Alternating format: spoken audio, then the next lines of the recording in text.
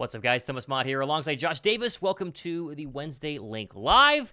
Josh, the Birds have lost 3 games in a row. Panic is afoot. People are very, very upset. We're going to break it all down. First off, how are you doing tonight?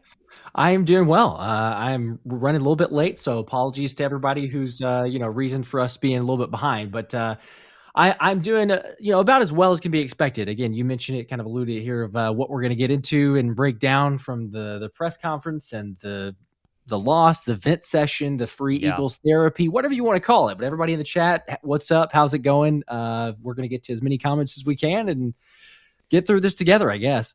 Yeah, let's just start with, how about Nick Sirianni's press conference today? It was weird. It was very weird. I know you're going to talk about it on your show tomorrow. I'll talk about it on my show tomorrow. But let's just break into what is he trying to accomplish in these press conferences. Now, it's starting to kind of be very, very clear to me that Nick Sirianni is completely untruthful during these press conferences. He's not going to give anything away. A lot of coaches do that. It's not a surprise.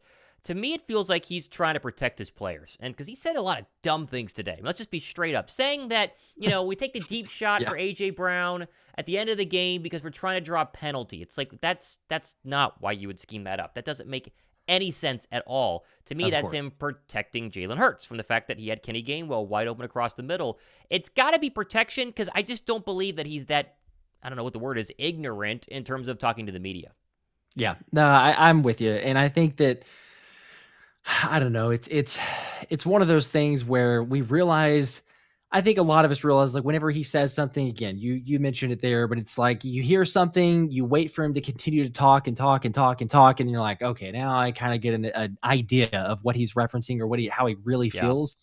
But it is one of those where, I mean, the common denominator, right? Like, you hear it so many times and you question a little bit. There's a little bit of saying, like, is there some truth to this? Does he actually believe that? Like, when it's one thing to throw it out there and say, hey, we're gonna try to scheme for a pass interference. It's another thing to say we're gonna scheme for a pass interference, double down on it, go into the reasoning for it, and then double down on it one more time. So yeah, I'm like, you don't have to just keep going in that area. Now, again, if you don't have any answers, are you just gonna try to throw something out there and be like, well, hey, take this if you want to believe it, if it maybe is a possibility? I don't know, but yeah, it's like, it's probably not as drastic as what his quotes, and it's not like anyone's had a perfect press conference, and he's had several that we've questioned or gone like, oh my gosh, is this going to be good? Even from his initial press conference, announced as the head coach. But it's one of those that, again, it's there's lots of concerns on this team, as we all know, as we all have from the loss, especially most recently, and things have got to change. But, and he even said right there in the press conference today, he said, it's my offense. And, yeah, he did. We've known that, but now he's literally just been saying, hey, you know what? Brian's getting unfair criticism. If you want to come after somebody, it's my offense. Brian calls the plays, but he only has mine to go off of, which we've known. But it's almost like Nick's taking it to the point now to just be like, look, if you want to fire anybody, or there should be any signs out there saying fire someone, say fire me. And if this doesn't work out, then it's on me. It's a bold stance to take, I will say that. But I don't know. It's just kind of a strange, we're in a weird situation here. Let's just be honest. It's pretty strange. Yeah, I mean, like you said, we knew that the offense was his, but to double down and be like, this is all me, I plan this thing, he just runs the plays, like, don't criticize him, that's fine, but the offense is very clearly night and day different from what it was with Shane Steichen. I think that's my biggest problem here. I love Sirianni. I mean, I've been a big-time Sirianni supporter. You cannot knock wins, right? Wins are a stat. Wins are the stat. Wins are the only stat that matters, and he has won every single year he has been here. He's been to the playoffs 3 straight seasons. Nobody's done that in Philadelphia since Andy Reid. Like, it's crazy to think about in terms of getting into the playoffs. It's hard to do. They're a 10-win team right now, but it is very hard to look back and go, okay, he was calling plays in 2021. It was bad. Steichen comes in. It was good. And then he's calling plays in he's not calling plays in 2022. Steichen's calling plays in 2022, and it was fantastic. Steichen leaves, and now he's calling plays, or at least scheming the offense. He's not calling the plays, and it's gotten to be bad again. I mean, I see comments in the comment section talking about how he's a great motivator, he's a great coach, but is he a great offensive genius like Kyle Shanahan?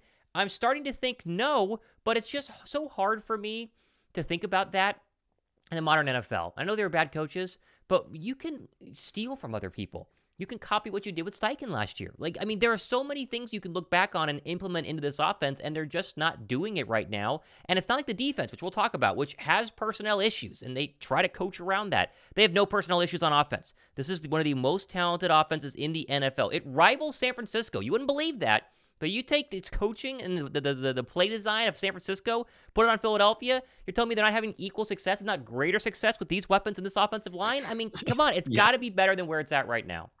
It would for sure. I don't think there's an argument. I don't think you can make one. You've got the personnel. We've talked about it a number of times, but it's like the group that you have, like you mentioned, I mean, it should be without question. There should not be any really major numbers or categories where you're middle of the pack or you're struggling or you can't seem to put up points. Or certainly we've gone this 3-game stretch here that even if you lose those games, there should be no reason that you're not scoring points. But it's on the offense just as much as it is on the defense. And in a couple of cases, you could say it's certainly more on the offensive side of the ball because you couldn't get anything going. So I don't know. It's one of those that, again, I mean, Sirianni put the target on his back, and we see all the comments here. Again, shout out to you guys. I know we're going through it together, but there's fire the OC Brian Johnson. John here says it's Nick's offense. Mason McCray, Brian got to go back to being the QB coach. There's all sorts of things. Jim Harbaugh for head coach. I see that. Mason McCray due to so inconsistent. Again, it's like. We don't have the answer. We know that. We've seen so many issues on the offensive side, but I mean, who do you go after? I don't think that any of these takes are necessarily wrong, but at the same time, it's like we can't scrap it all because I can't remember where I saw it. It was on Twitter somewhere, and someone's like, okay, hey, you want to remove Brian Johnson as a play caller, and Nick Sirianni's not going to be there, or does he take over and be the play call? Or hey, you want to scrap both of them? It's like, well, who are you going to replace it with? And I know that Frank Reich's there, maybe let's bring in Frank Reich, but again, like I've talked about it, I don't necessarily say, yeah, bring in Reich, like that's going to automatically fix it. I don't know that his play calling was fantastic. I'm not as much of a believer. I'm not saying that it wouldn't be better. Sure, maybe it's a little bit better. But to your point, it's like there's so many things that we can question. And whose fault is it? Is it all on the play calling? Is it Brian Johnson? Is it the scheme? I would love to see more motions. I think everybody would love to see more motions. We got a flavor of that in the Monday night game, but it was so inconsistent. We saw it early on, and then all of a sudden we resorted back to what we've been doing previously. And so I don't know if that's what was Brian Johnson in the flow and he was doing well. And then Nick Sirianni's kind of like, okay, we're good now. I want to take over. Like I want to start being involved here. And he changes up what he wants him to call. Or is that a Brian Johnson thing? Because, they ran through their scripted plays and now all of a sudden it's like, well, you got to go based off the feel of the game. And he's not as comfortable with that. I don't know. It's really hard to say. But there's so many things with this offense that I don't know. Everyone knows it. Everyone knows it. You should be so much more productive. And the fact that you're not is incredibly alarming. Well, then you got super chats like D Dragon here, the $2 super chat who says, does Nick have too many yes men? There's just no way to know. And that's the whole problem. Like we're not sitting in the offensive game planning meetings and either, right? The idea here is Nick's in the offensive meetings. He goes, we're going to do this, this, this, and this. And Brian Johnson goes, yes, great idea, coach. And the quarterback's coach says, yes, great idea, coach. Or it's the opposite. And Brian goes, no, let's do this. And then they, butt heads and go back and forth. We have no idea. It's so hard to know what the real problem is right now because there's the whole idea of Jalen Hurts not playing well. And he's not playing well. I mean, we got to be honest about that. And I know that, there's a lot of talk about A.J. Brown going at a fan on Twitter and saying that the deep ball on the left side was supposed to be to him, and he's not supposed to look at Devontae Smith because he's the number one read. Okay, but you're telling me that other quarterbacks wouldn't have moved their eyes down after seeing that it wasn't necessarily an open pass to A.J. Brown and seen a wide open Devontae Smith? I mean, it's not like he has to throw to A.J. Brown if you're the one read. It's one, and then two as it comes across. And for whatever reason, he didn't do that. Same goes for a triple team deep ball to A.J. Brown on the right side to end the game when he could dump it off to Kenny Gainwell. He's not seeing the field well. He hadn't done it all year. You talked about it on your recap show yesterday. You go back to week 2, that pass against the Minnesota Vikings. Like, un-Jalen Hurts-esque plays are contributing to the problems that are there because you can argue, well, Devontae Smith was open. That's the coach scheming him open. You got to do, only do so much if you're Brian Johnson. You can't hand the guy the football. So there are a lot of issues right now. But as brutal as it is, and trust me, I read my comments. People are upset here, and I'm the exact same way.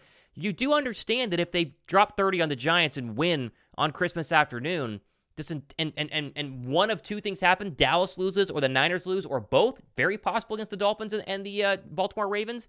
Things change very quickly in a week-to-week league, very quickly. And Adam Schefter on my show today, he made some good points on the Fanatic. He said the Rams had a 3-game losing streak when they won a couple of years ago.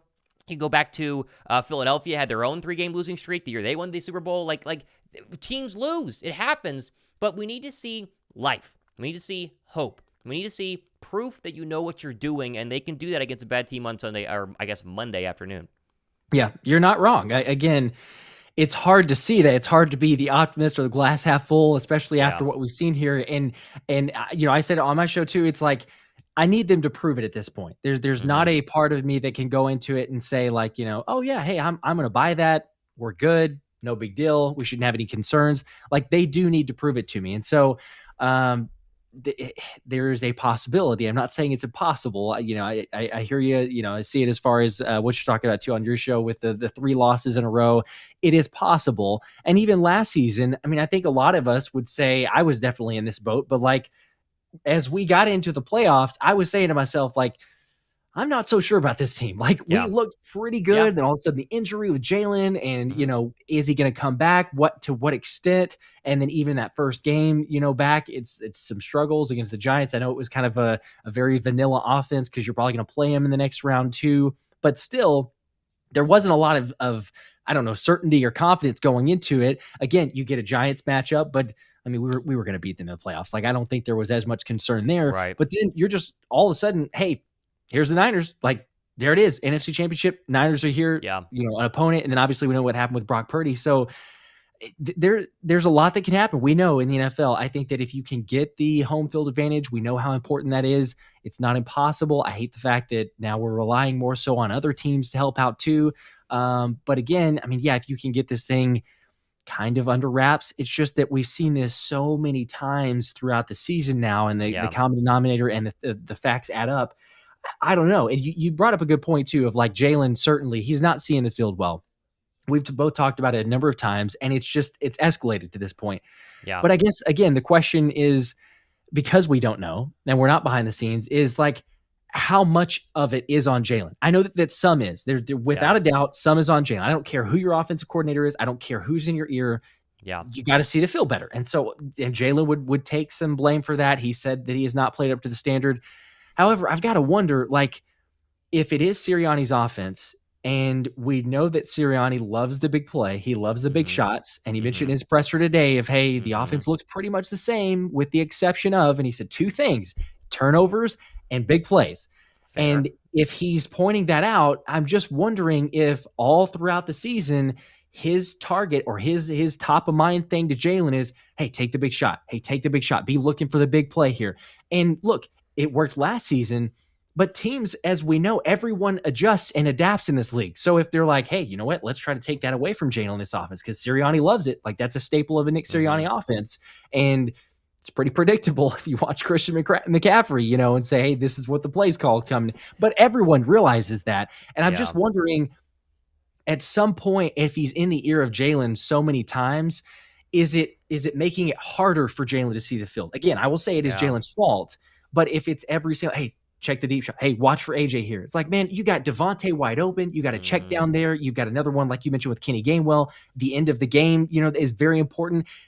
A guy that, I'm just picturing so many times we see in big moments, big games, especially Patrick Mahomes, something like that. It's a little dump off, like Tom Brady, right? A little dump off to Kevin Falk action. Like, every quarterback has a very easy way of just, oh, there's your guy. And all of a sudden the defense forgot about him. Now I know the linebacker's sitting on it, and I've got a lot of comments about that, but you look at that, I'm hard pressed. If Kenny gets stopped, if he gets tackled in that position, you have timeouts anyway. Yes. But I would be shocked if Kenny gets stopped without getting at least about 10 yards or so. With the position that he's at, if Jalen leads him just a tad to the left, I don't know. It seems impossible to me, but it's like I say, it's hard to know. It's hard to know for sure. Everyone, I think, is at fault here. There's probably enough blame to go around. The question is, are they able to fix it in such a short turnaround? Because it doesn't feel like it's one of those things. It's like, hey, we're almost there. It feels like these are pretty big gaps and pretty big holes here. I don't know if you can fill it that quickly and say, hey, we're going to be confident going to the playoffs. I do think that Sirianni has to be a little careful, though, because the same thing happened in the Doug Peterson era right at the end there. You started having people talk in press conferences. You started having things kind of get out a little bit, right? You weren't having A.J. Brown, calling out fans on Twitter, right? You weren't having people mentioning commitment in press conferences last year, but go back to the Doug Peterson year, 2020, he's let go, shockingly, just after a Super Bowl, a couple of years removed, and he's like, a little bit of locker room turmoil. He can't lose the locker room. I don't know if he has. It's very hard to tell when a coach has lost a locker room when your team has a winning record. Like when your team was a losing record, very clear that you lost the locker room. When you have a winning record, hard to tell if you lost the locker room, but we keep hearing this word commitment, keep hearing this word buy-in. Clearly, people are not doing that, and the question is, who is it? And why is that the case? And if it's the head coach, is it the coordinator, is it the play calling, is it something else? I really do not know. It's going to be very interesting to see what they do this weekend, though. I keep saying that they need a get-right game. And I really thought Seattle was going to be that get-right game, and we got to hope and pray the Giants is the get-right game, because if they struggle against the Giants on Christmas Day, it's going to get even uglier than it already is, and it's very ugly right now, so we'll see. Can you imagine a Christmas Day? Yes. It's 12 points. It opened at 10.5. It's 12 points now. Crazy how big it is. All the signs are suggesting that this should be an Eagles finally for once and for all, like just start to finish, control the game. But I'm right. You're right. If it's one of those that all of a sudden it's a nail-biter last-second possession, I don't know what to say at that point. I mean, I already don't know what to say, but that would be horrific. D-Dragon says, we have the talent and more than enough opportunities. We can march down the field, but our red zone is horrendous. The math isn't mathing. The math isn't mathing when Jason Kelce comes out and says we need to hit more big plays, but also says in the same exact WIP interview that they move the ball really well by dinking and dunking on their 2 touchdown drives. Like, that's the math that isn't mathing. Like, sure, we want to hit big plays, but does that mean we don't want 12 play drives to take 8 minutes and score touchdowns? Like, I think that those are okay too, right? Like, they're perfectly fine. Yes. Yeah. Especially again, because teams know that that's what we want to do. We want to take those shots. Like I did an interview with Brandon Kane of the Hawks Nest, and he's a Seahawks YouTube channel, but he was great because he was breaking it down too. And we're basically arguing beforehand of like, who has the worst defense? Cause that's what it felt like. It felt like going into this game, or going into Monday night's game, it was going to be like, which defense can you just get like one stop? Because what we'd seen, now that was right before the news of Patricia broke, so there was a little bit more optimism on my side, but still it was like, hey, neither team can get stops. This is not going to be great. The only thing that he was thinking might be okay was the fact that they run a lot of cover 3, a lot of cover 4, and so they're going to try to stop the big plays. And it's like, yeah, if you continue with just taking the middle of the field, taking the dink and dunk, you're going to march right down the field. And that's what we saw. It was so great. And then for some reason, Sirianni's like, let's try it. Let's go for it. And the thing that I cannot understand, and you talked about it, everyone's talked about it. Why on earth is Quez Watkins getting a deep shot? And I've seen comments, and for people that are like, oh, it's a safety, it's an okay play. I don't care. No, I don't care who is back there. It could be a linebacker, and I do not throw it to Quez Watkins because he's not proven to do anything. And again, Sirianni, we talk about the press conference, and he's like, oh, hey, Quez can possibly run back through, maybe get a little pass interference or something like that. Whatever. Right. The speed, we could look at I'm sorry. They knew it was coming. Quez he wasn't even prepared. The dude's literally looking at AJ like, hey, I'm maybe going to go for a route here. AJ's looking at him like, bro, I don't know what you're running. I don't know what this play is, because AJ barely walks off the line of scrimmage. So he's a non-factor. It's like there was only one play on that, or there was only one route on that play, basically. Like Jalen takes a snap and he's automatically being like, yep, I'm throwing it deep. And I know it was a one-on-one. I hear everyone who's made those comments, but it is Quez Watkins. And for Sirianni to stand up there in the press conference and say, we've hit that play. When have you hit that play? When has that play worked? There's no proof on it except for maybe practice. Fine. You want to say maybe in practice we've seen that one, but in games, in high stress moments, I just don't understand. It is ridiculous. And he continues to go to Quez. He continues to stand up for Quez and go to bat for him. It's insanity. It is absolute insanity. Yeah, there's one thing when you have a receiver that takes the top off of defenses, but defenses don't care if he hasn't done it in 2 years, right? Like, you got to do it consistently for me to be scared of you, or else we're going to not be scared and put a safety on him like they did on that exact play, and it worked out pretty darn well. One time. Yeah. Everyone knew it was coming too. Julian Love, you saw the interview afterwards, he's like, oh, yeah, I knew it was happening. And he knew AJ too. He's like, yep, I know Levin's a really good player. I know a last second, game situation there. Jalen's going to look at him. He's like, I'm just watching the eyes, watching 11 break on the ball. it's so telegraphed. It is so telegraphed. I know that the one that kind of blew up everything was the Christian McCaffrey, but to me, it's a lot more alarming. Curious your thoughts too, but just the fact that not only McCaffrey is picking that out, but if Yeah. a back on an opposing team is immediately seeing it and calling it out, I'm telling you, the linebackers and the defensive linemen and safeties that are game planning for these games, they can read it. I don't care that Sirianni's like, oh, we never ran that play. We've never run it from that set. It's Yeah, then how did he sorry, know? because he knew it without a shadow of a doubt. That play's Oh, going to be run. man. So if he knew it, the defense already knew it. But I don't know. It's again, there's so many predictability. I know his comment is, hey, there's staples of offenses. I understand. Yes, there's staples of offenses that other teams Sure. run, but it is so predictable at this point. Anyone, any casual fan, we could sit there and be like, hey, here's the QB draw. We're about to do Yeah. it. Here's a wide receiver screen to Goddard. Let's have Smitty block because that works great. There's so many things about this. It just doesn't make sense. Shout out to City Family here. He's been a member for 11 months. He says, is Hurts missing plays, guys, because they want the long, big play? Yeah, I mean, we just talked about this, but it does feel like he just presses a little bit more than he was. Last year, he was extremely smart, extremely accurate, and I get these arguments like ESPN today had a whole segment on, is Jalen Hurts actually hurt, and is that why they're not running him as much? Well, they ran him a little bit more against the Seahawks, but there still seems to be like a little bit of a limp. I mean, I don't know. It's hard to say. It wouldn't shock me if Jalen Hurts is actually injured, but at the same time, his injury, whether it's severe or not, should not indicate or dictate him throwing into triple coverage on the final play of the game instead of taking a nice check down for 20+ yards. Like that's just my opinion. What do I know? D. Luckett says we need more running and well-designed PA plays to get those deep shots to be more successful. I saw some film breakdown that basically showed that the Eagles do not run play action from under center at all. It has not happened at all this season. So if they ever line up under center, it's a guaranteed run. So maybe you get some boot action out of that. It's pretty crazy that they don't do that because you'd think that boot action with Jalen Hurts would be pretty darn dangerous. But again, what do I know? I'm just a fan. You would think. I just talk about the Eagles on YouTube. I don't scheme plays. But if you and I can see problems, that's what we always say. If you, me, and the 600 people watching this can see issues, then you can bet your bottom dollar that Christian McCaffrey sees issues and hence the other players as well. So all the coaches and coordinators who are scheming against, who are making millions of dollars a year, will definitely pick out those issues or could say, hey, great, we know exactly what they're going to run here because they do it over and over and over. Michael H. here actually answered the question, too, of when Quez maybe has shown that. He says that Quez always beats Bradberry in practice, LOL.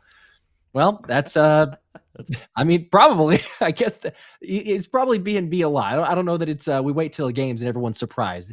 And he says, yeah, maybe run more screens. Everyone is a depressed Eagles fan. Everybody always beats Bradberry. I'm sorry, but it's time to bench him, right? There's no defense. Is there any defense on Bradberry? No. Well, okay. First off, let's get some more likes things. We only have 89 likes and 600 people watching. If you're watching right now, hit thumbs up button. The Bradberry thing is so difficult because if you take away the final drive last night, and we can talk about Patricia's defense as a whole, and we'll start with Bradberry, though. You take away the final drive, and he's pretty good. He's not better than Kelee Ringo was last night because Kelee Ringo was very, very good on Monday night, but he wasn't awful. He was awful when he gave up 4 straight completions and for whatever reason let a man get behind him in press man coverage on 3rd down and 10 when all you have to do is not give up a touchdown, right? The one time you're in press man, but you'd actually get back a little bit is probably on that play, and he doesn't. Yes, they need to bench him. They can't right now because Slay is not back, and so the idea is you got to keep Bradberry at least on the field. He did drop an interception, which really could have changed our whole outlook on James Bradberry on that second pass to DK Metcalf. But no, you can't bench him yet, but you will be getting to a point where you can bench him. There will eventually be a point when Slay comes back where Ringo needs to get more reps because very clearly Bradberry is a lost cause and not the long-term solution on this defense. So, yes, but it just can't be this weekend, and it shouldn't be. You can beat the Giants with James Bradberry playing cornerback. You can beat the Cardinals, and guess what? You beat the Giants again. He's not the reason that you're going to lose. You get to the playoffs, you play CeeDee Lamb, you play DK Metcalf, you play, Christian Watson, you play all the receivers on the 49ers, then things probably have to change. Let me ask you, though, Matt Patricia, overall, I thought he was a net positive. I don't know how much of a positive it was. I think he was a net positive. Although, what do you make of Nick Sirianni saying, we're still running Sean Desai's defense, but it'll be Matt Patricia calling the plays? If that was the case, there'd be zero reason for Matt Patricia to call the defense. That was one of the dumbest things I've ever heard, and a blatant and clear lie. Why are they trying to Yeah. protect Sean Desai? What, like, unless I are they just boys? I guess. Like, why are we trying to protect him when clearly his defense has not worked? I mean, I don't know. Desai seems like a good dude, right? I mean, like Sure. BG's talked about it, Jason Kelsey's talked about it. Like, no one hates him, right? I mean, you hate the way that he called players, the lack of it, probably because of the Right. defense. But like as a person, it doesn't sound like anybody does.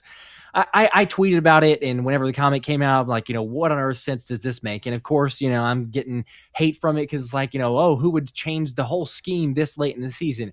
Right. That's not the point. That's not what I'm saying there. But as far as is Sirianni going to go in there and be, hey, so Desai's going to come up with the scheme, the game plan, and Patricia's going to be calling the plays. Like, we've already got enough of that mess on the offensive side with Sirianni saying, hey, here you go, Brian. Here's your 3 plays you can call. Like, that should not be happening. My only hope and guess is, and, again, we'll see. It remains to be seen, but hopefully we'll see, is maybe a competitive advantage. Like how many times Sirianni loves to just lie to us and say, because again, he was like, are there any going to be changes? Any changes to play calling? Nope. Besides the guy, No. Brian Johnson's the guy. And all of a sudden, hey, Jay Glazer's leaking it out on Sunday. Yep. Yep. Matt Patricia's the guy now. So I don't know. Maybe it's to keep it for another week or two. But in my mind, there's no way that this is not effectively I don't know, maybe like a Patricia, like a half scheme, if you want to call it that. It's not going to be a major overhaul. I understand that, but it will be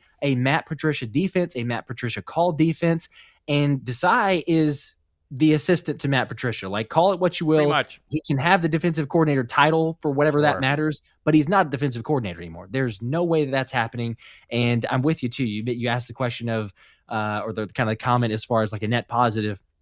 He was. I have. I mean, I understand some people say, hey, he allowed the offense, or the Seahawks offense, second string quarterback, 92 yards, touchdown at the end of the game.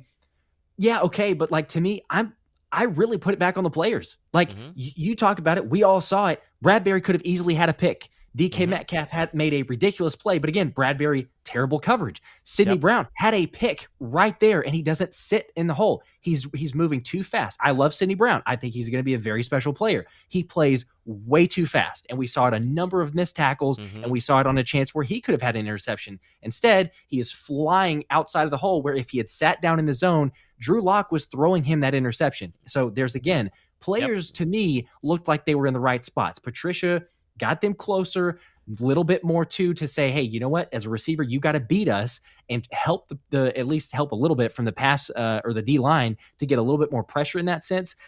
Again, was it a flawless game? No, but in my mind, Matt Patricia did not lose that game. He helped. Desai would have been worse. The players didn't make plays.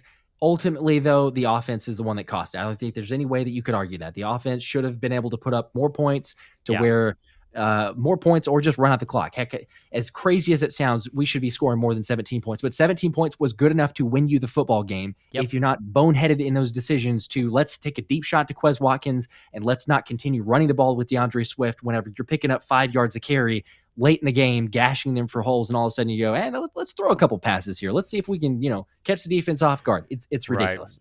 How about Batman Pikachu saying we have a James Bradberry problem, not really a Sirianni problem? Yeah, we kind of have an offensive problem too, right? It's not James Bradberry's fault, but maybe both. Ross Devers says 28th in slant. I hate this is awful stats, but he's right. 28th in slant usage, 7th in success rate. Lots of Hank concepts and zone reads. Watch the game at half speed again. That's all we ran. I think Dan Orlovsky actually pointed this out as well. Philly has like 3 plays, and they run them to death. And there is nothing else, that they do. And then what you really want to be depressed?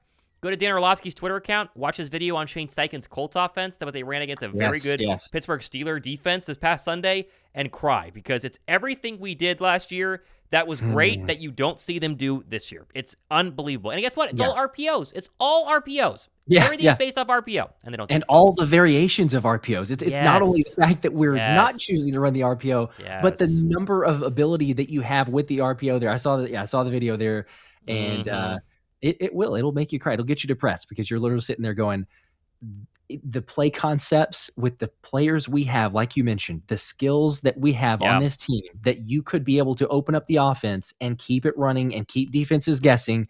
But instead, every single time, I mean, we're literally like on record here, because every single time that we're broadcasting the game, we're going play by play. What are we saying? Hurts in the gun. Gainwell to his right. Yes. Hurts in the gun. Yes. Swift to his left. Like, that's going to be the setup, and it's going to be what it every is. single time. It's like, oh, Jalen's dropping back now, and probably Mhm. taking way too long to read because the routes are too long to develop. And we know AJ was last year first in efficiency on slant routes, but yet Yep. why are we And not he's going been to great enough? at them this year. Why? They don't use them. I know. Yeah. I know. Mane Castillo with a 10. Appreciate that. Reminds me of when Shane Falco said that he was afraid of quicksand. This team is in quicksand right now. We will get out of it. Hurts is too good of a leader not to. I mean, I agree, but the most frustrating thing is everything Josh just said right there. We know what works. Like, defenses aren't guessing. They don't have to guess. There is no guessing. This team was unstoppable last year when you didn't know if it was going to be a run, a pass, or an option, right? Where Hurts could run this way or hand it off or throw the football, or you have a giant gap for a huge running game where you're going to throw it over the top or you're going to hit AJ on a slant. Like, there is no guessing. And if Christian McCaffrey knows what's going on, then you can bet that a lot of other defenses, as we keep saying, for sure know what's going on as well. How about fade into gaming? TJ Edwards balling with the Bears, TJ Gardner with the Johnsons. Eagles regret not signing both of them because the Kobe experiment has failed. For sure, TJ Edwards. TJ Gardner-Johnson is not balling. He's been injured. I would argue yes, although, again, was he going to buy into the culture? It seemed like that was sort of an issue there. If he would have, then yes. I mean, sure, I agree with this. Are they better with those two players today? Yes, 100%. We can finally officially admit the Kevin Byard experience is completely gone. It is literally the Robert Quinn experience, just in safety form. It's horrible. It just is not exciting at all. It doesn't do anything. It's really not. He's invisible. It's like he doesn't exist. He's not doing anything out there. I mean, we don't even call his name. It's really sad. But yes, TJ Edwards for sure is the real big downfall here, because if you watch the tape of Shaq Leonard this past weekend, it's bad. It's really bad. I wouldn't encourage watching it, but it's really bad. Really bad. Yeah. It's awful. LJ says we might be seeing the same thing about Shaq Leonard, by the way. I know it's very early, but he was miserable, terrible. He is Shaq Leonard is way more of a Robert Quinn than Byard is, because Byard is actually playing at a decent level, but he's not the all-pro level we thought. Sure. LJ says 3 losses is a rut, 4 is a trend. We'll be fine. True.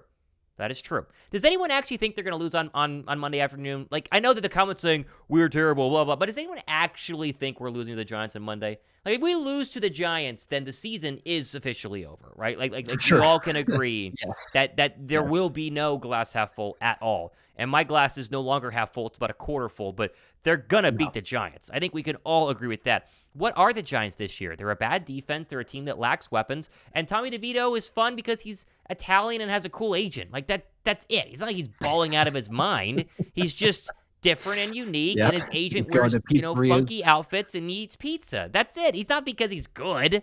You know? They should carve up the Giants. They really should. They should carve up the Giants. We will be... There are going to be a lot of things, as if it's not bad enough. If we lose to the Giants, the season is for sure over. I'm probably going to need to go to therapy. There's going to be a lot of other things in the mix. Christmas Day, Christmas night beyond that is going to be... What a nightmare on Christmas. I don't know how you survive that as if it's bad enough. So, let's get this win. Finish the season. 3 wins. I know it's not a guarantee, but it's a good schedule, right? To just end the season, get 3 wins, get a little bit of momentum. I still, confidence level is not high at all. I don't know where I would rank it necessarily, but it's not very high. But yes, there's no way, surely not, that we lose to the Giants. Stephen Bailey says, do you think it's time for Howie to start drafting linebacker in the draft? I mean, yes, but will he do that? Now, I haven't looked at free agent linebackers. I'm actually going to look. 2024 free agent linebackers, NFL. I'm curious if there's any names that pop up at all, and we can, look at this here. Here you go. Devin White, Josie Jewell, Jordan Hicks, Bobby Wagner, Levante David, Devin Bush, Patrick Queen. Wow, there's a lot of them, actually. Okay. Quan Alexander, Gerard Davis. So, sure, there are some names. Devin White is one of them. How much will he cost is a good question there. Wagner's too old. Hicks could be interesting. Patrick Queen is obviously going to command a lot of money. But, yes, they do need to draft a linebacker and prove to us that they can actually have a decent linebacker core. Because it is a big problem in Philadelphia right now. Their linebackers aren't good. And last year, there were times where Kazir White wasn't that great, but Kazir White would be the best linebacker on this team by far. Like, even Kazir White and Zach Cunningham would be a pretty darn good combination right now. Yeah. I think they have to draft a linebacker. And honestly, you probably got to draft a safety too.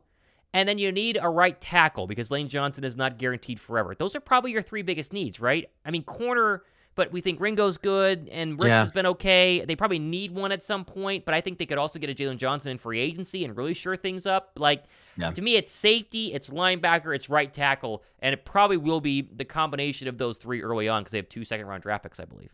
Yeah, I would love it if they do. Again, we know that they don't really like that position, certainly from the linebacker, but yeah. I mean, I think safety can be okay. Again, I do feel like Sidney Brown is going to mold into a good player. There's the makings of that. He can play with a lot of physicality. He's really, really athletic. I think he can be coached up into certain areas where it's like, hey, just slow down a little bit. The game will get slower for him, thankfully, I think with just time. But Reed Blankenship is good. There's I know he's not perfect. I know he's made some mistakes, but like, you want to say who's been the most consistent on the secondary? I mean, it's Reed Blankenship and Slay. Like, those are the 2 really that have, just had a decent season. I'm not saying that they're great, but yes, I'm with you as far as you got to get linebacker. I hate the fact that TJ Edwards, especially, I know hindsight's 2020, but even at the moment, I remember we were doing the show whenever, I think we did the show as he got signed, didn't we? I think it was as he got signed by the Bears. Yeah. And we're both going like, for how much and how he didn't, what's he do? Like, why is he not signing? It's just not a massive contract there. So again, I know it's hindsight's 2020. You thought Nakobe Dean, maybe you get something out of Nakobe, but yeah, it's one of those you look back and you're like, really, we couldn't have kept him there because it's drastic difference. Now, Zach Cunningham's been good, but it's also, health concerns now. You've had a couple injuries and he's missed some games. So it feels like Howie maybe overcompensated in that area. He definitely missed the mark with TJ Edwards, but overcompensated in the sense of like, nah, we don't need linebackers. We're good. Like we've done this before. We can just next man up mentality. And it's cost you. It's for sure cost you. Ross Devers 5, he says, this offense needs to find a way to give Jalen easy throws that aren't RPOs. We are 4th in success rate with throws in the middle. We're 30th now. They did the first drive. We're all easy throws, and then they stopped doing it. That's the frustrating part. Go back and watch that opening drive. It's beautiful. It's, Jalen runs for 17, then he hits Goddard across the middle, then they run it a couple of times, then he hits Smitty, then they hit A.J. Brown, then they run a couple times, and then quarterback run in the end zone. Like, that should be the offense every single drive. That's all you need. I mean, good. Yep. They just don't do it. They just do not do it. I saw another one here I love from the Ross. fact that he took his hot routes too. Early on, you saw Jalen actually looking into hot routes instead of, hey, where's the big play? Where am I going to go to? And for some reason, either, I don't know if that was a scripted thing of just kind of fortunate to be lucked out into. It was scripted to take the dink and dunk, but whatever it was, then all of a sudden as the game went on, it didn't matter. He's like, oh, we're going to look deep shot. We're going to go to A.J. Brown there. I mean, I don't know. It doesn't make as much sense to me of if you've got to, we talked about earlier, again, Jalen deserves a lot of blame. He's not seeing the field well, but AJ getting into an argument as far as, the offense and him getting the blame and, is he asking for more targets? Is that the reason why? Either way, I don't care if you say, hey, the offense, this play here, your number one look is AJ on the deep shot. Yeah, a lot of quarterbacks, it's not like Smitty's on the other side of the field. Smitty is running across your field of view. Like in my thumbnail, I have the picture of Jalen is throwing this way and looking right at Smitty there. So again, there's not really much of an argument. He's just not seeing the field. Ross Devers says, no levels concepts. They do, which is true. They don't do any level concepts. No skill concepts. Very little concepts. Isolating linebackers or safeties. It's very much focused with throws outside the numbers. It's very true, especially when they're losing. When they're losing, it is all throws outside, deep shot, throws outside, throws out. I mean, it's just, it's crazy. It's really, really crazy. I saw another one here from Matthew Bear. He says, do you think Brian Johnson needs to be like to be demoted like Desai? Because I definitely do. Yeah, but again, Nick Sirianni basically shot that down today by saying that it's his offense. Like, literally what Nick Sirianni did today was fall on the sword for the offense. He stood in front of the fireball being shot directly at Brian Johnson. So if you believe him, which is a massive if, because he didn't tell the truth a lot in those press conferences, because that's just what he does, and that's fine. If you believe him, then getting rid of Brian Johnson does nothing. But if you don't believe him, then it actually would do something. Right, Josh?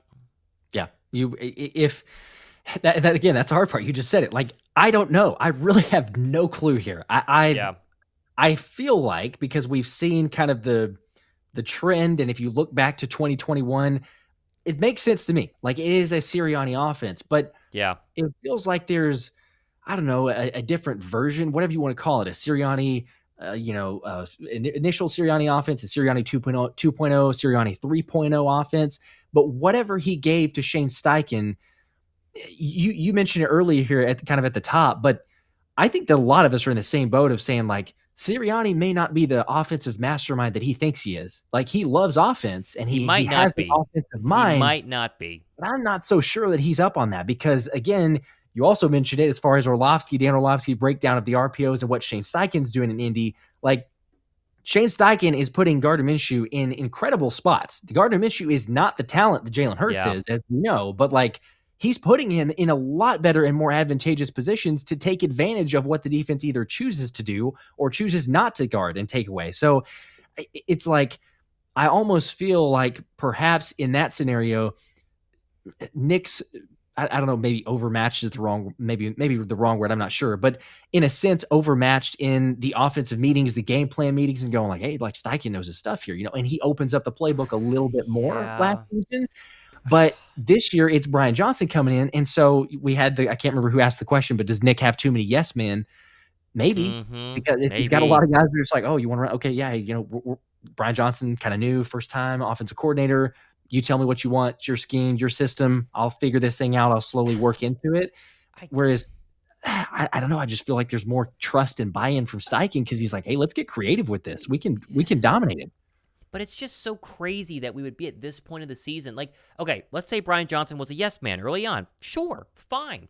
But when it starts unraveling and Brian Johnson searches his name on Twitter and sees all the expletives that are lined up next to his first and last name, you'd think he would eventually go like, hey, boss, I know that you want to do it this way, but I'm getting dragged for this. What if we tried this? And then if Sirianni doesn't want to do it, that's a different story. And again, we won't know because we're not in the meeting rooms. But at some point, you can't be a yes man forever. Like, even if you're working at a corporate job, but if that's dragging you down and you know the corporate job is going into the dump and you will lose your job unless something changes, you will at some point speak up to your boss no matter how afraid you are of that person. You got to be like, hey, boss, we do it this way. Now, they might say no, and then guess what? You're going down with the ship, but at least you tried, and I believe he's smart enough to have tried, right?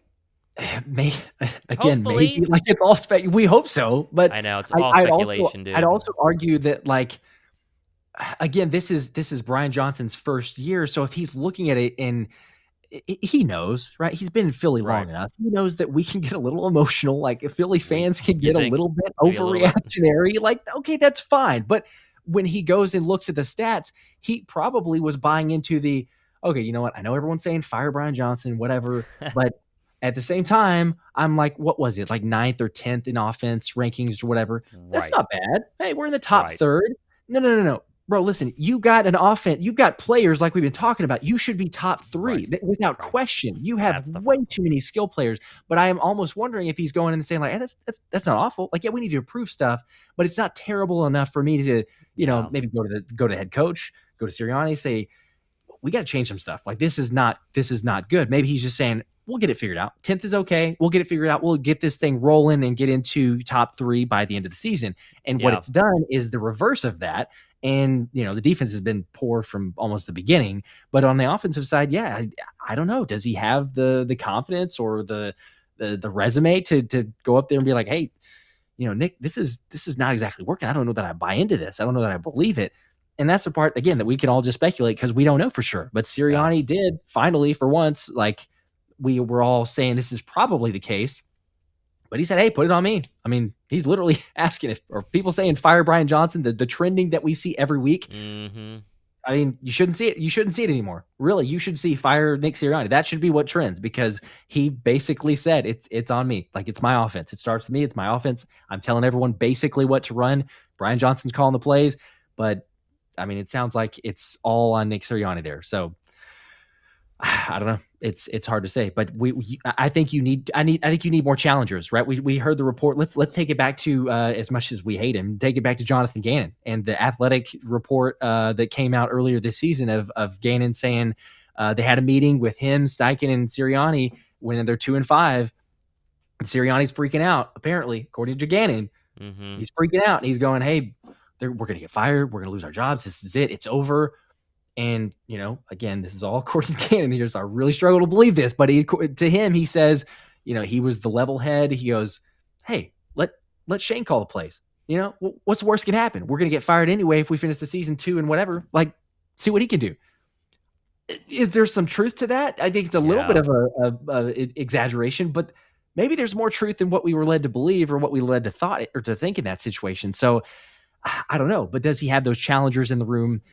I think Patricia is and could be a challenger, but Desai and Brian Johnson, like neither of them strike me as when they're going over the game plan to be like, I'm not so sure that one works. I don't know. Special says, don't forget we have Isaiah Rodgers on the roster next year. Not sure how that will pan out.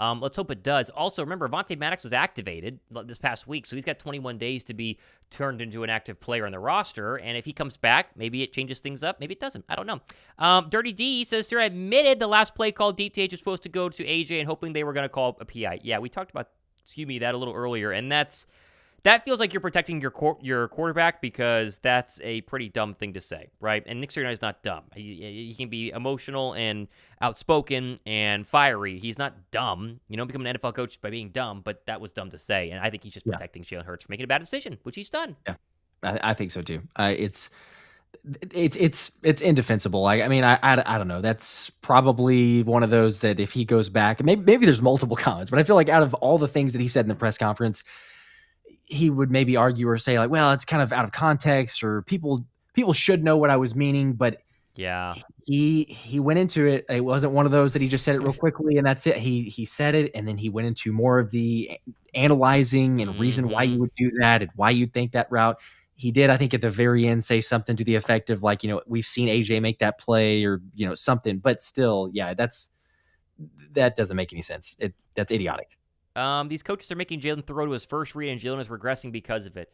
That is very hard to know for sure, right? We really don't know if Jalen Hurts is being a little bit too first ready, which it doesn't seem like that would be the case. Is it his fault? Is it not his fault? That's the hard part of all this speculation because there's a lot that we don't know. There really is a lot that we don't know. And again, people watch tape and break down film on Twitter all the time. They still don't know, right? There still isn't a guarantee that what they're telling you is correct, right? The only way that tape and film, I think, makes sense if you're watching it from a non-professional is if they're proving to you the wrong player is covering the wrong person. I think it's a lot more easy defensively. Like if you watch and you see Hassan Reddick, dropping in coverage, it's like this doesn't make sense. And that's when I really buy into actual film breakdowns on Twitter versus, watching an actual professional quarterback break things down who's played in the league for multiple years. So, that's my take on film. It's my take on film. Yeah, I mean, I agree. Again, I'm certainly not an expert. I know we're not claiming to be experts of film breakdown and, playing at the NFL level or anything like that. But, there's certainly, even by the experts, foreign players breaking it down, the tape there. I think it's with the deep shots. You could certainly say, again, you could go to the Quez Watkins. I think that one's indefensible. I think that one is a, hey, you call the play, Jalen, throw it to Quez. Again, I know he's got one-on-one, but it just, to me, I just don't know when that should ever be a great play call. If he really shouldn't see the field. The only thing that I will actually say, and I don't know if Sirianni, if he's alluding to the fact that maybe he's done with Quez finally, he didn't answer it immediately when they said, hey, is this going to be something that, will Quez get more playing time? Will he continue to see the field? He didn't immediately, like he would in the past, say, we believe in Quez. He was like, we'll have to see. We'll look at the film. We'll talk about it, whatever. It's like, all right, that's about as close as you're going to get to Sirianni saying like, no, I don't believe in a player anymore. So if there's any silver lining to the press conference from what he said, hopefully that's one of those that's, a little bit more truth into that one. Super chat here from Vasto Flow 13. Man, reading all these comments, his team has us fans divided. Stop blaming Jalen. Others, the coaches, Bradberry, etc. It's everyone, guys. That's fair. That is fair. And there is again, outside looking in sort of view where we panic and internally they're fine, and maybe that's the case. And again, if you get one stop on that second half, Quez Watkins was technically interfered with. Now, you should have still made an effort to knock the ball down, but that ball should have gone to the one. You scored there. It's 24 or it's a 2-score lead and that's fine.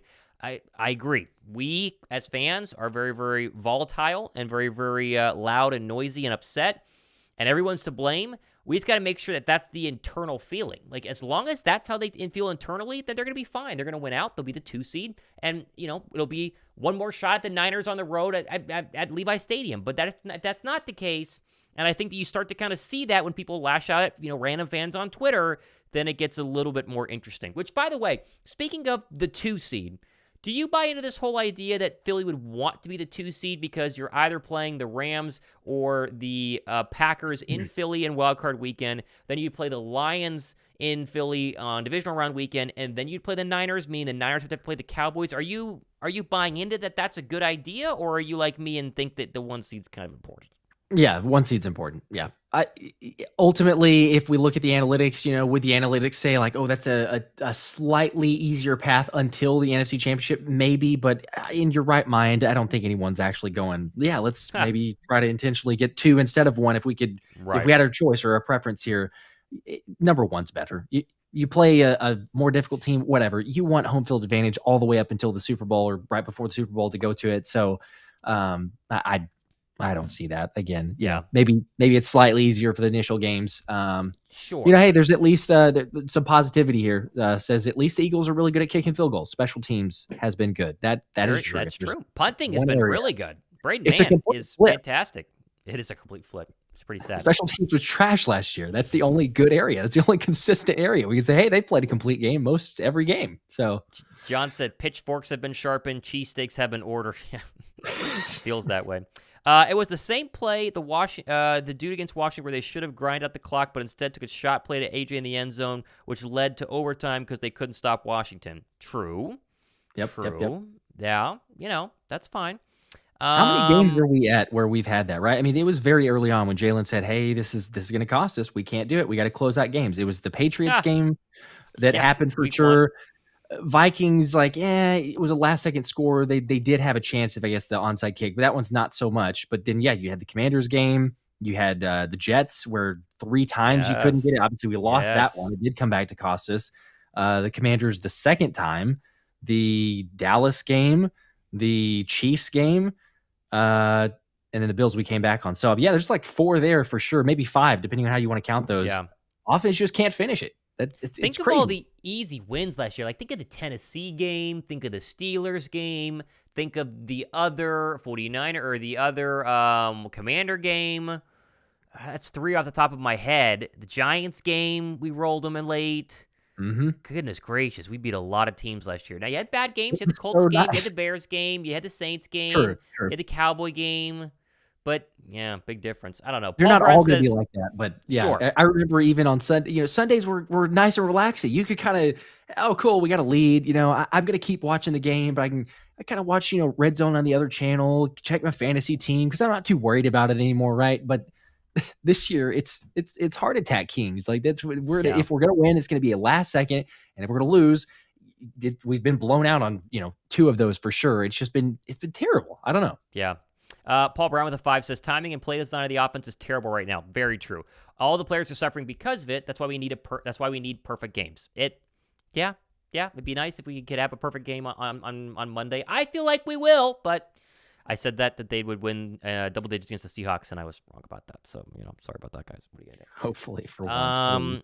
Let's see, a couple more here. Kelsey looks frustrated every possession. You think it's because their performance at practice, why they differs from game time? I don't know about that, but he does look frustrated. I will give you that. He does seem like he's like upset. And you got to remember, you're probably watching the final couple of regular season games for Jason Kelsey and Fletcher Cox and Brandon Graham. For sure, James Bradberry. It's going to be a very different team next year. And for all that we've said about how we're going to pass the guard to defensive tackles who have been there to replace Cox and Brandon Graham, they've been a little Josh Sweat, non-existent in the past couple of weeks.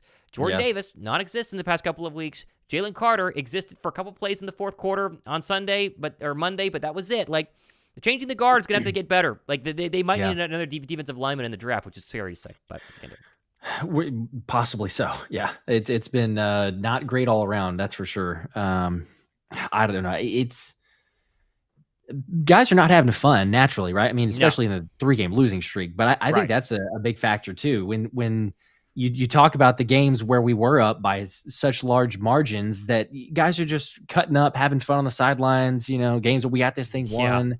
Like that builds. It's really important, I think, for the morale, the boost, the chemistry, everything with the team, because it's not only you got the win, but you're having fun. Like you're beating up on some teams here. You realize, hey, we're a pretty good team, right? I mean, it's okay to a certain extent. You got to get ready for the next week, but let's have some fun there. The guys haven't been able to enjoy that. Again, like we just went through some of the schedule and some of the games. It would take away the 3-game losing streak. That's never fun. There's not these games where you sit there and you go like, sweet, like, yeah, we got, 4 minutes left. Maybe we put in Mariota. Mariota gets to have, just one last possession or kind of some kneel downs or whatever. Game's over without question. You can't do that. And so I don't think that it's been near as fun because it is these very stressful, 5 games where you got to try to come back from double digits every time. It's a burden. And then I think that you start questions like, why can't we get back? Could we have one? Could we have one game where we could just kind of easily relax through this? And we just haven't, unfortunately. So it's again, hopefully we see that Giants game is on Monday or on Monday. By the way, I'm gonna be giving tickets to Danny that has not actually emailed me yet. So Danny, if you watch this stream, if you see it, please email me. If you don't, what are you gonna do? I'm gonna give 24 more hours. If Danny does not email me for the tickets, then we'll have to draw it again, or maybe I'll just, cool. For anybody who can quickly give a reference, because we're going to run out of time and those tickets need to go to somebody. So stay tuned for everyone checking out. Keep watching the videos here because we might have to redraw that one. Vasto Flow says, do you guys dislike Nick Wright like I do? LOL, the guy for some reason never gives the Eagles credit, talks too much trash. He loves Dak, though. I got to answer this one because, I worked for Nick Wright, interned for Nick Wright on First Things First, right when First Things First was getting popular in New York City, and he's exactly what he is on the air. He's the exact same person off the air. He's very nice to me, but he also is very set in his ways, and I think he kind of plays to that on the air because he was the LeBron guy whenever I was working for him. It was like LeBron. He's gotten off that because LeBron's a little bit older, but now he just seems to be setting his ways on the Bills stink and the Chiefs are great and the Cowboys are good and the Eagles are bad. And I think he just kind of feeds off of that because it triggers people, obviously.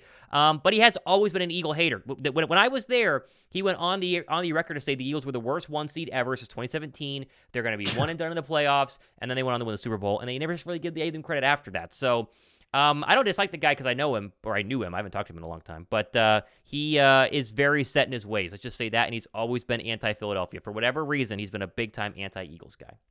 Well, you get those. I mean, yep. National talking heads. It's a good team to talk about, but Yep. Merry Christmas. Please bless me with the ticket, says Matt the OG. Well, hey, maybe if we don't get a response, you might get them. We're gonna have to. We'll see. We give 24 more hours, so be up. Started right now, 8:30 p.m. 24 hours. Josh says it. That's good. Probably should get that in writing somewhere. Makes sense that everyone needs to buy in. Comments from Hurts are about Sirianni's offense. Eagles are frauds who have built a reputation of a soft schedule. Okay, I don't know about soft schedule this year. Refs calls and ramming Jalen when it hurts. That's okay. Sirianni is a hack who got lucky, and the Eagles are going to commit to Cam Newton 2.0. Jeez, he seems excited about where we're going. Wow, yeah, that's it's a little bit of a downer there. I don't know about that, but we're struggling. Not sure that I would say it from that side. Shane Baker here says wanted to stop in and say hi. I got to roll out, but keep your heads up, guys. Season is not over. Have a good night, everyone. Fly Eagles fly. We appreciate that, Shane. I like that. Bring back Kelly Green. We're undefeated with that. They're not doing that. They're bringing back the black ones, though, for Monday. That seems like a desperation move, huh? You got to do something. Last time we wore those was against the Packers when we ran for like 300-something yards. So can you imagine doing that? Didn't we rush for like 180 yards on Monday night, though? Like, didn't we rush for some crazy number? What was it? It was over 100. What did we have? We had a lot more than. It was. What are we saying? 178. Yep. Wow, that's pretty good. And yet we lost. And we're not talking about that. Can you imagine? Can you just imagine? Imagine Bradberry picks that ball off, or Quez Watkins gets interfered with officially, and it's put at the 1. They win by double digits. We would be having such a different combo. Jalen clutch when he had the flu. Oh, Matt Patricia's defense was unbelievable. Metcalf only had 1 catch because he did till the very, very end. Oh, they're running the ball again. It would be a completely different week, man. We'd be so pumped. And they'd be back in the 1 seed conversation, where if they would have won out and the Niners lose this weekend to the Ravens, then they would have gotten the 1 seed. Oh, it would have been such a completely different. My life would have been so much better.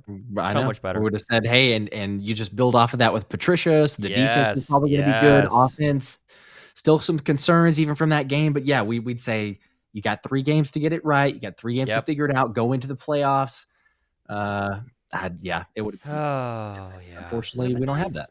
So nice, but didn't happen. What are you gonna do? All right, we'll do like 1 or 2 more here, and then we'll go ahead and wrap things up for the evening. Let's see if anyone's got some good questions to wrap it up with. Let's see. Merry Christmas to everybody. By the way, we'll be doing shows this week. We will not be broadcasting live on Monday because it's Christmas, and we don't want to be doing that. And then I'll be flying back home. Next Wednesday night, so no link next week, just FYI, so because Christmas week. But we're doing shows like every day, so be sure to subscribe and stay tuned for that. We appreciate you guys watching the shows. Let's see. Why was Quez even in there? Doesn't have enough consistent basis to get those kind of calls. Great point, Quarter Spoon. Great point. I don't know. I honestly don't know. We talked about that for like 30 minutes. I have no idea. It blows my mind. He shouldn't be in there anymore. Yeah. Put Oz in there. Oz doesn't get enough looks, and again, Jalen's probably focused on, hey, you got to get the ball to your playmakers. I get that. AJ, Smitty, Goddard. But if you're going to put someone else in there, please put in Oz. It'd be nice. All right, we're going to wrap it up here. We're over an hour. For Josh Davis, I'm Thomas Mott. The Birds are still technically alive. If you want to be a glass half full kind of guy, well, just win on Monday, please. Just win on Monday. We'll be a lot happier. Yeah, I know. We'll see. All right. See you guys. Have a good night. Go Birds.